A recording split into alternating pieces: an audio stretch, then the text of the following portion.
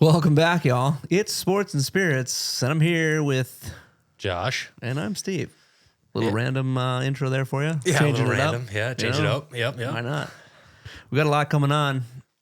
Different sports are firing up on all cylinders. Right. And so we got to cover a lot more than normal. Correct. So sit in, enjoy. Exactly. Stay for the whole video. We'll cover them all. We're going to cover everything. So Yes. if you're an NBA person, it's coming. If coming. you're an NHL person, it's coming. If you're an MLB person, it's coming, but it's coming to an end. Correct. So not a ton of covers left. Exactly. Got one series to talk about. Exactly.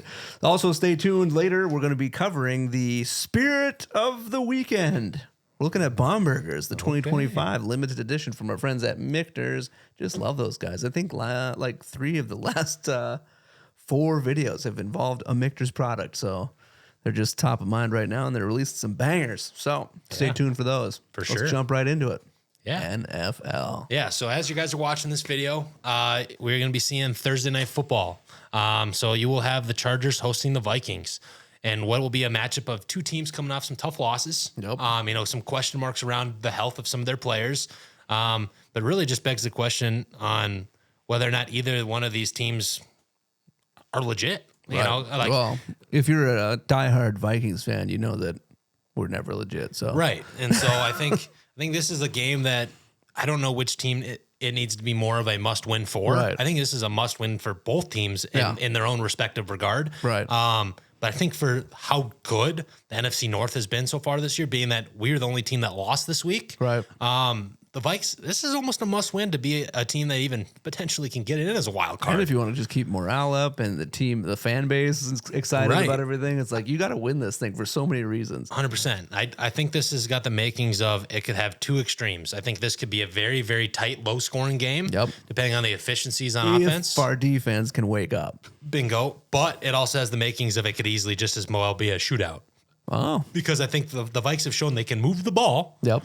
Can they convert? Right. At some point, you expect them to have to figure it out. Because last week, red zone was terrible. Yes, 1 for 6, on touchdowns. So if we can adjust those issues, this could be an interesting watch. Right. And obviously as Vikes fans, we'll be tuned in. But if you're not Vikes fans, it's going to be a good Thursday night game. Yeah. Either way. Just grab yourself a good sip. Sure. Sit down. Yeah, just watch a enjoy. game. Why not? It's nothing much else you can do on a Thursday and see 2 teams that really need to win. yeah, it's gonna be they're gonna be battling either way. And then like what we'll see, we'll just transition for that right into that Sunday slate. That's the next football you'll see. There's no early game this week, so your first one on the docket will be a few games on the noon slate. You get to sleep in. Yeah, sleep in a little on Sunday. Welcome to sleeping in on a Sunday. Yeah, there's nothing better than that. But the first one we'll talk about, I think, we'll see the Texans hosting the 49ers.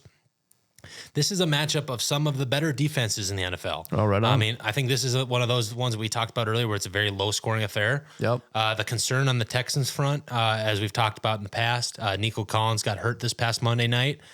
So we'll see as the week progresses if he's going to be available. But with a concussion, those usually tend to be 1 to 2 weeks. So there's a good chance, being it's a short week, we might not see him. So this has that ability of a CMC dominant kind of game again. Just a really tough team to do it against. The Seahawks the Texans are very good against the run. I'm the one that messes up the teams Correct. and the names of the players, okay? Correct. So stay in your lane. I got you. I'll work on it. But so we'll see. That'll be a good one to watch out for. We'll also see the Eagles host the Giants. Let's go. And a rematch from 2 weeks ago from Thursday Night Football. That's a quick, I guess I've seen it before. Yep. Like we've seen it here, especially in the NFC North where Vikings, Green Bay go back to back even. Yep. So with the scheduling, they're playing each other again here, and it'll be a very tight divisional matchup. I think that the Giants had a historic loss this past week against Denver. Yeah. It was one that they definitely would like to forget. They played the Eagles really tough, beating them up 34-17 a couple weeks back on Thursday night. The Eagles are going to want some revenge here. Yep. I think somewhere along the lines, the Giants are going to have to figure out what their long-term plan is going forward. Is Daboll the coach there going forward? We'll find out. But this is a good game either way, so you have to tune in.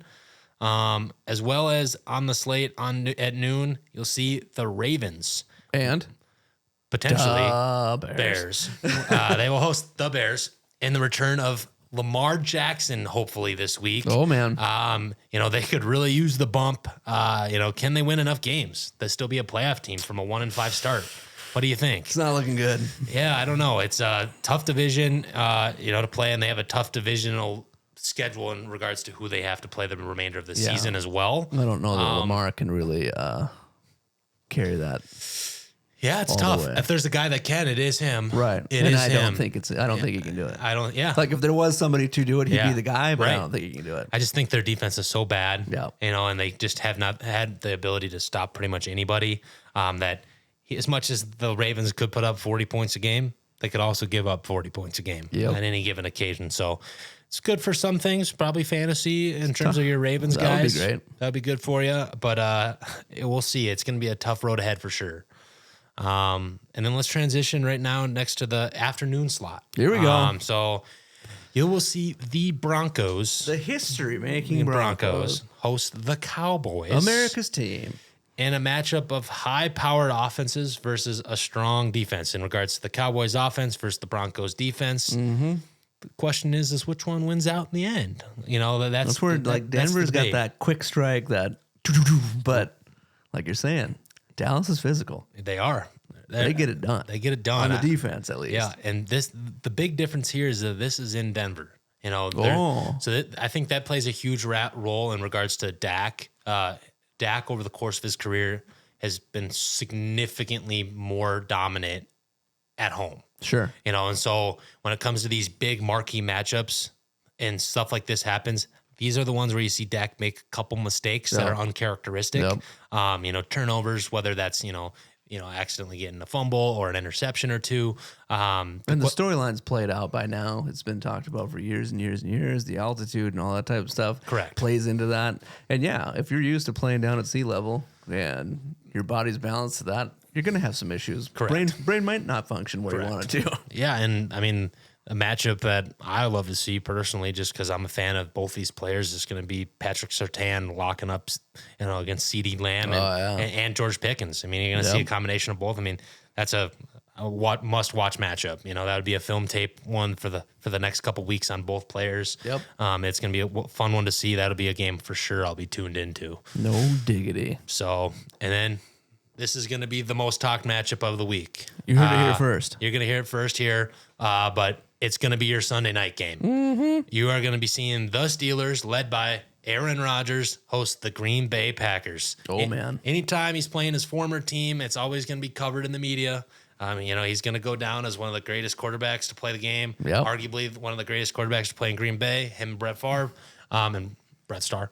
But it'll be one of those. It'll be interesting to see. I think this is probably has the possibility of being the last time he plays his former team in his career, being that he's 41. Yep. Hypothetically, the next time they could see him would be in the Super Bowl, but I don't know if I see the Packers playing the Steelers at all in the Super Bowl. So it will be one to watch. It'll be talked about all week.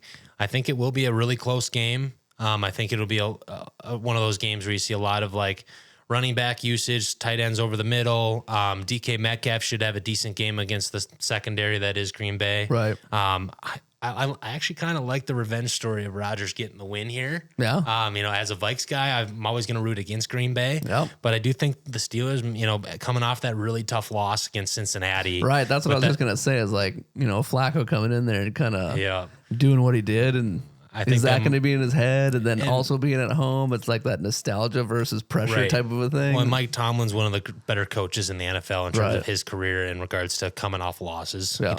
Historically, he's got one of the best winning percentages coming off a loss. So that usually plays a factor too, because there's a lot of things you can correct in the film room and to get right for the next week when you lose a game, and so. Here's where you sucked. Yeah. And Rodgers is a pretty good student of the game when it comes to the film. And when you're talking about the team builds, they're significantly different. You know, you got a Cincinnati team that's going to beat you up through the air, with Jamar Chase, T. Higgins, guys like that. Right. Whereas Romeo Dobbs, Matthew Golden, Tucker Kraft, who? Yeah, you know what I mean? So some of these guys, are very good role players for Green Bay, but they're not the same skill set. Right. So the Steelers should be able to hopefully, lock them down in the secondary and try to beat them by stopping them in the run game.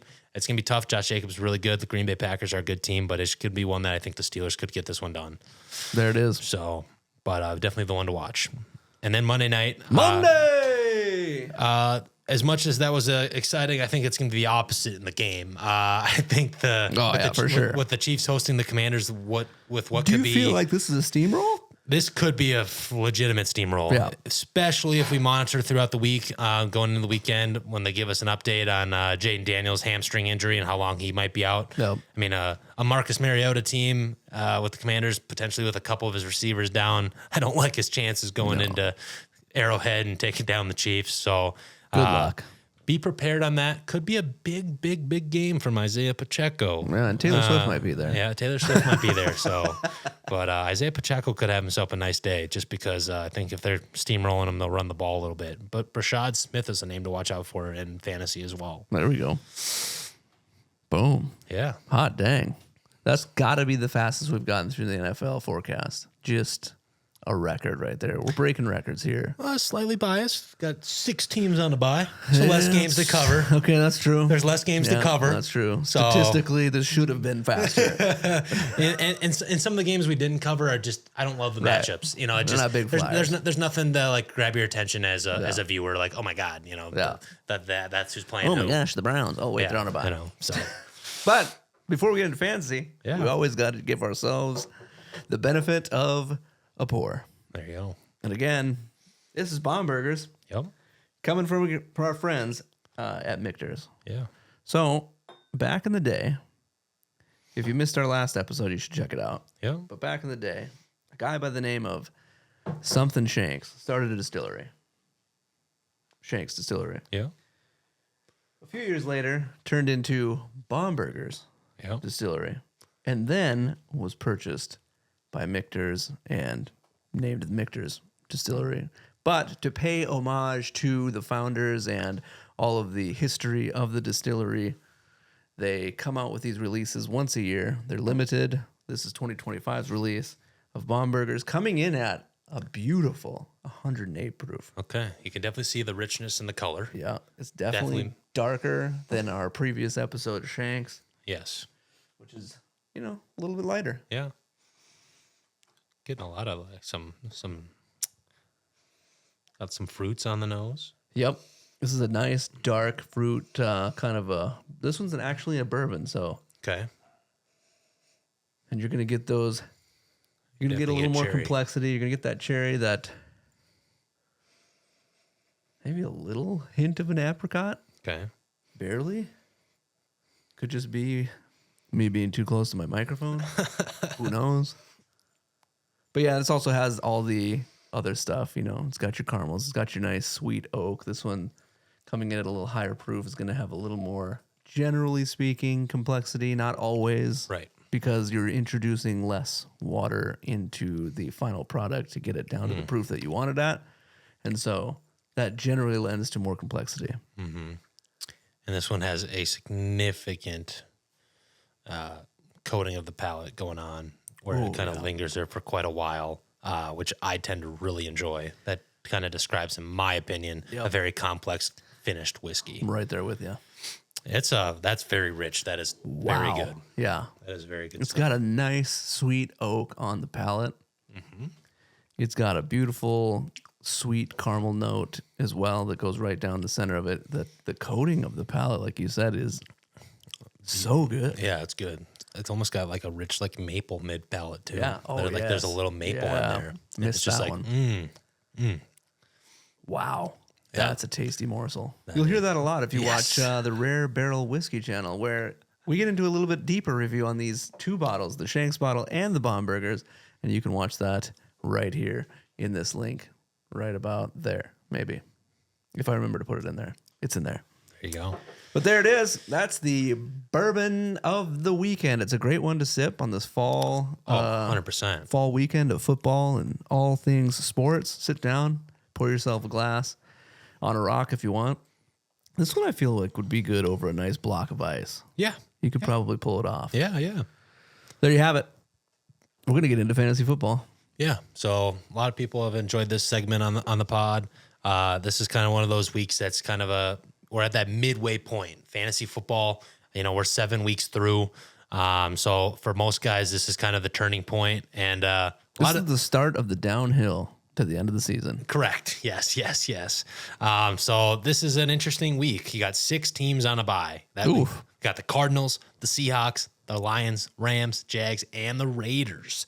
So this will be a week where you have to be a little bit more crafty on that waiver wire. Maybe play some guys with some high upside matchups. Yep. The most important thing to remember, though, when it comes to that, you don't want to forego or give up your opportunities over the course of the rest of the season just to win this week. Yeah. It's really important. You have to find that right balance where you don't want to, let a guy go on the waivers that then somebody picks up that then they use against you in a couple weeks.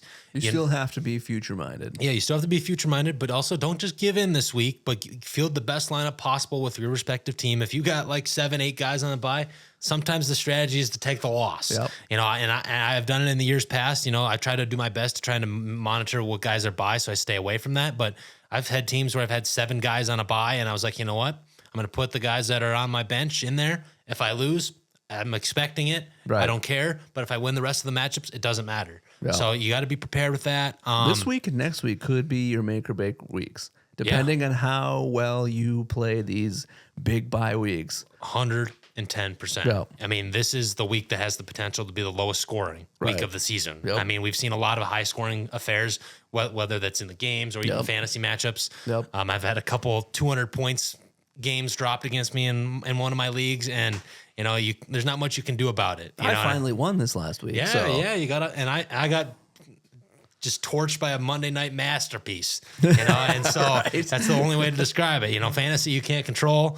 You score the second most points in your league, and you can still lose. So when it comes to these, you kind of just have to see what happens. But don't be shocked if your team projections aren't as high as they once are, just because of that. But some of those matchups to look out for your fantasy is that there's a potential shootout this week in a couple different games. We'll start with the Ravens versus the Bears. There we go. This is barring Lamar Jackson playing. Obviously, Bears, by the way. Sorry. Bears. So if you have any of these guys, lock as many of them into your lineups as possible, because I think both these defenses are at a point where the Bears defense is starting to figure some things out. But with the Ravens having Lamar back potentially, I'm locking him in. Although if that changes, Lamar sits, then it's like, okay, maybe this becomes more of a lopsided DeAndre Swift game for the Chicago. So you just got to have to pay attention to these injury reports. But also another one to watch out for is the as we talked, Denver Broncos versus the Cowboys.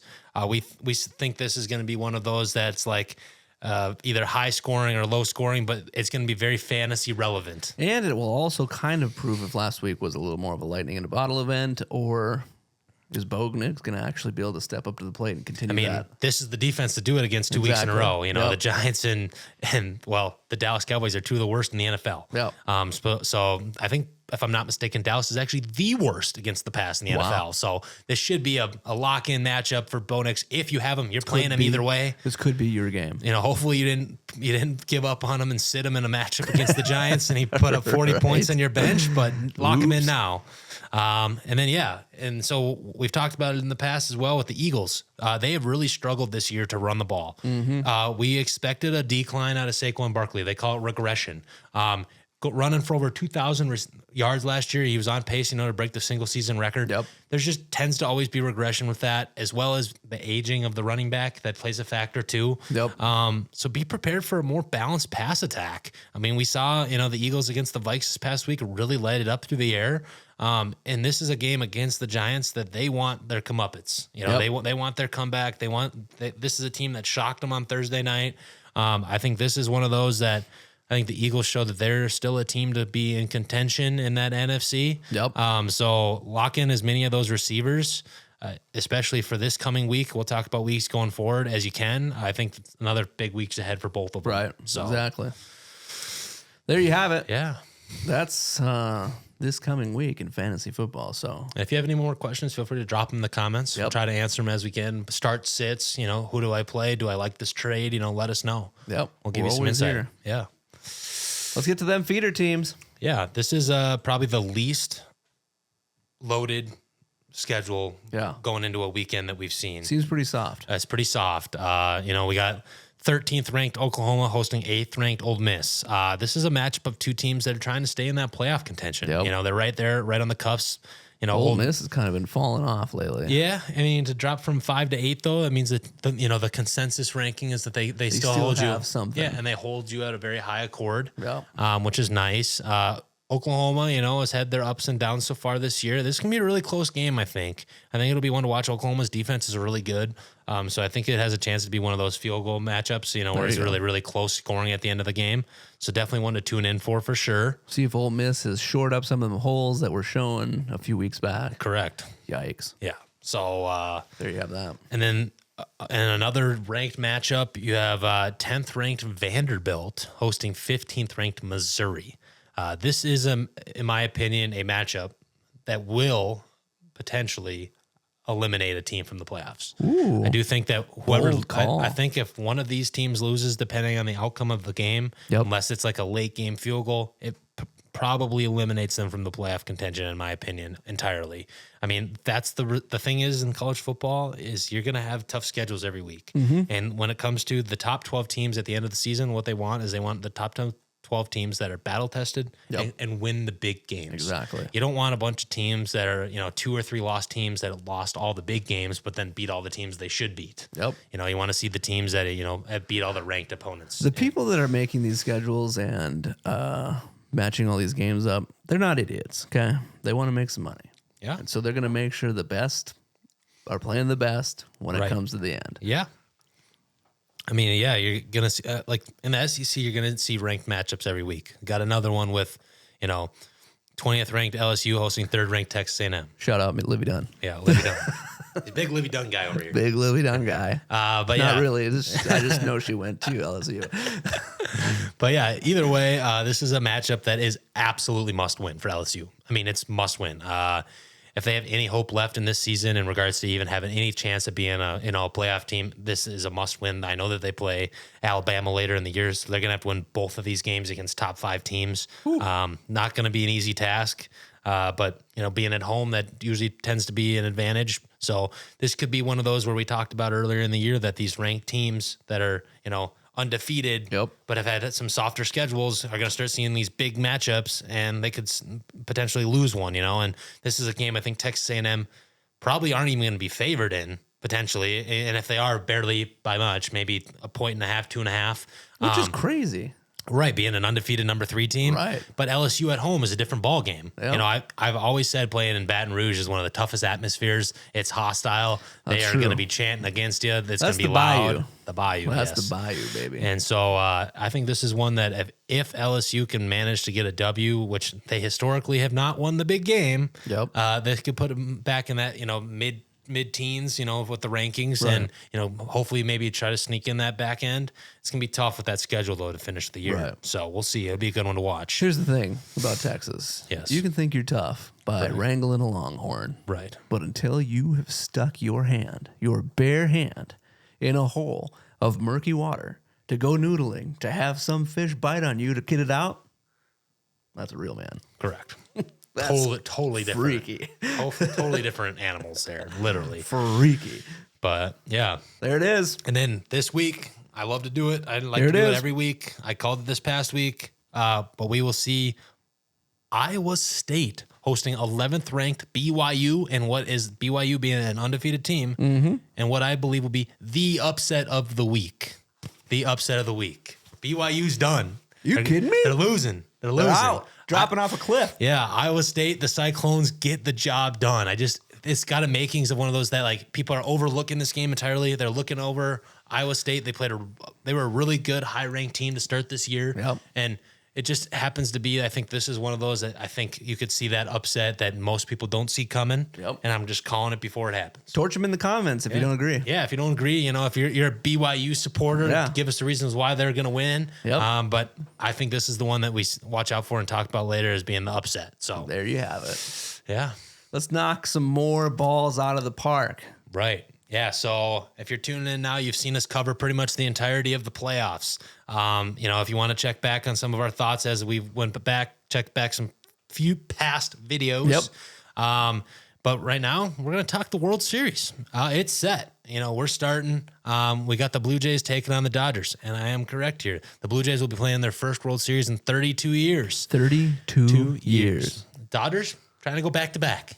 little difference in terms of, how Yep. long it's been since you've been there. Someone's dusting off the old World Series playbook, and then somebody else is we'll just do what we did last year. Yeah. Yep. So it's definitely the battle of two extremes. You have this veteran team that's everybody that, that's pretty much been there in the previous year versus a Blue Jays team that, if I'm not mistaken, George Springer is actually the only guy that has been to the World Series that's on their entire roster. So you're talking about a roster that's completely basically World Series rookies. 32, that's what, 93? Yes. Well, George Springer played for the Astros. Sure. Before he But joined them, but yes. 93 would have been their last time. Yeah. Wow. That's crazy. When was the Twins last time? 91? I don't know. I'm pretty sure we won that one. Yeah, we won in 87 when we won in 91. Yeah. I don't think We've we've never been back. No. We need to get back there. We're going to have a better story. It's going to be wild, though. Oh, for sure. Ours is going to be like, we haven't been to the World Series in 40 years. Yeah, at least. Oh, my gosh. Yeah, but basically to break down this matchup for you guys. So you're going to see a matchup of high-powered Blue Jays offense versus a dominant starting, pitching, and bullpen from the Dodgers. That starting pitching for the Dodgers is definitely one that I don't want to see when it comes playoff time. They're just so deep. Yeah. You got guys like Yamamoto, you got Blake Snell, you got Glasgow, and then that's right. They also have that Shohei Ohtani. Oh yeah, that guy. He's a pretty good player. Yeah, he's okay. Yeah. Not bad as your pitcher number 4. All right. So definitely not going to be ideal in terms of the Blue Jays generating enough runs. So the question is, in the end, who's going to win out? Yeah. Who's your World Series champion this year? I'm taking the Dodgers still. Yeah, I mentioned a couple weeks ago. I'm still taking them. Yeah, all the way. We talked about it too. We predicted the Dodgers were going to get it done for the second straight year. I just think the dominant pitching will just outlast the strong bats from Toronto. I really think the pitching is what wins. Yeah, I mean, I think if you give up no runs, and then you got this awesome high-powered offense for the Dodgers. I mean, with that lineup of Teoscar, Mookie Betts, Freddie Freeman, Shohei Ohtani leading off. I mean, it's just tough. I mean, it's tough to stop those guys, let alone try to keep up with them. Right, especially if they're knocking balls out of the park. But hey, you know what? We've seen some crazy stuff. We're not predicting it's an over before it starts, but we'll talk about it next week. We'll see where we're at in the series, and then we'll kind of just go from there. And it'll be fun to watch, and hopefully tune in and enjoy. But baseball is coming to an end here, so enjoy it before it's gone. There it is. So, and the NHL continues to heat up, but not too hot. We don't want to melt the ice. Correct. Yeah, so we're getting into it here. Yeah, so we're getting into about weekend number 2 on the scene. We will see the Wild open up their homestand on Saturday. They will host the Utah Mammoth. Let's hope that they can actually have a home stand. Correct. Yeah, let's see if they can. Last week 2 out of 3, not good. Yeah. So it'll be interesting to see, I think, and then we'll follow that up with a matchup against the Sharks on Sunday, which features one of the bright young talents in the league, Macklin Celebrini. I think the consensus in the NHL is that if they had to start a team with a player, this is the guy they build around. Right on. So anytime you get an opportunity to watch one of the young bright talents in the league, it's always worth a watch. There it is. So tune into that on Sunday. But then let's talk about some other marquee matchups for your non-Wild fans out there. First, you got to include the Colorado Avalanche will be hosting the Carolina Hurricanes on Thursday night. So as you're seeing this video, that'll be tonight. That'll be a good one to watch. 2 teams that have been really hot to start the year and will be in contention as the year progresses. Also, you'll see the 2-time defending champs, Florida Panthers, playing host to the Las Vegas Golden Knights on Saturday. Who would have thought a team out of nice, warm Florida Correct. would have a championship hockey team? Not me, but there's been a team from Florida, I believe, in like 6 out of the last 7 or something, because you had the Tampa Bay Lightning had a couple years in a row as well. I think it just stems from people forget hockey's still played inside a arena. Yep. So you can chill in an arena even in a warm climate. Just like you can chill a freezer. So my in your question, house. for most people, they'd be like, well, do I want to live in Florida or in Colorado, or do I want to live in Seattle or Florida. You know what I mean? So Yeah. for like these free agent guys that go sign with these teams, Right. you can see why there's that. Yeah. Okay, wait, maybe I do want to play in Florida. Yeah, because when I'm done at practice, I can go sit on the beach. Correct. Versus sitting at home because it's snowing outside. Yep. But yeah, it's interesting. And then we'll see the last one that's kind of like the marquee highlight going into the weekend is the Dallas Stars will host the Hurricanes on Saturday night. Boom. So yeah, there'll be more matchups to cover as the season progresses, as we establish what teams, kind of have set themselves above the rest. But these are some of the teams to look out for in matchups going into the weekend. Does the Dallas Stars winning anything count as us winning something? Because, they used to be the North Stars first. So, Right. People always talk about this one. It's tough because, technically there's some ties to your old franchise, Right. but a new area, a new location, it's always considered different, So it's especially once the whole team's kind of wiped out and you've got a new one in, it's been new for forever. It's like, Yeah. what are you holding on to? I mean, it's the same debate in With the Lakers. the Lakers, Yeah. or even when the Supersonics went to Yep. the Thunder, Yep. in Oklahoma City. You kind of cement your own legacies in those. So, Right. but we'll see. It's tough to say. Yeah, it'll be good. But speaking of hoops, Yeah, let's talk some NBA. let's do it. Yeah, this is this got opening week.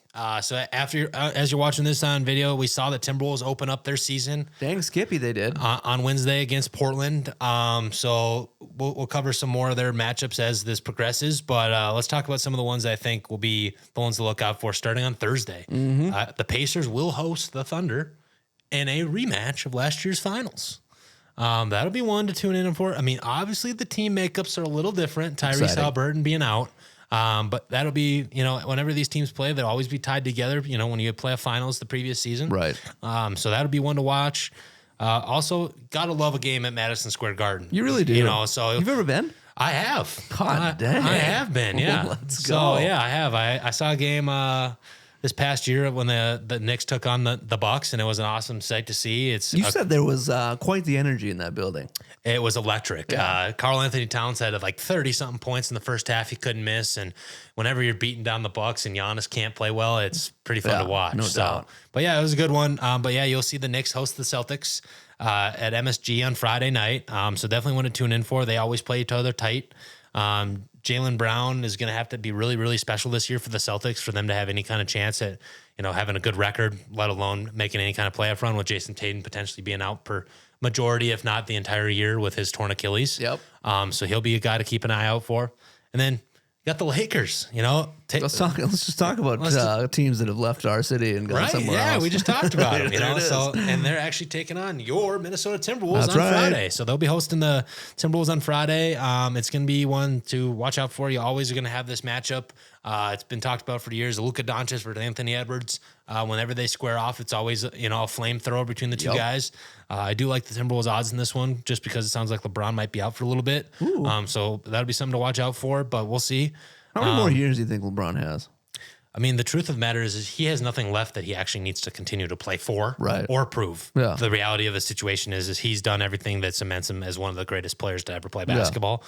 It's just a matter of what does he want to do? Yeah. Because if he still feels like he's in the shape to play enough, and the way the league's changed, unfortunately, these guys aren't demanded to play all 82 games anymore. Right. So if he could play 60 games, he's still one of the top 10 players in the NBA. Yeah. Even at the age of 40 or 41 or whatever he's going And to it's be at the end nowhere of the near year. as aggressive as it was back when Correct. Jordan was playing and all those Or guys. even before that, that, the physicality Exactly. is, any contact to the hand or wrist or anything, that's a foul now. Yeah. You know what I mean? So that's my only drawback with the NBA. It's getting a little softer than I'd like. Right. It's just, there's a lot of ticky-tack foul calls, Yeah.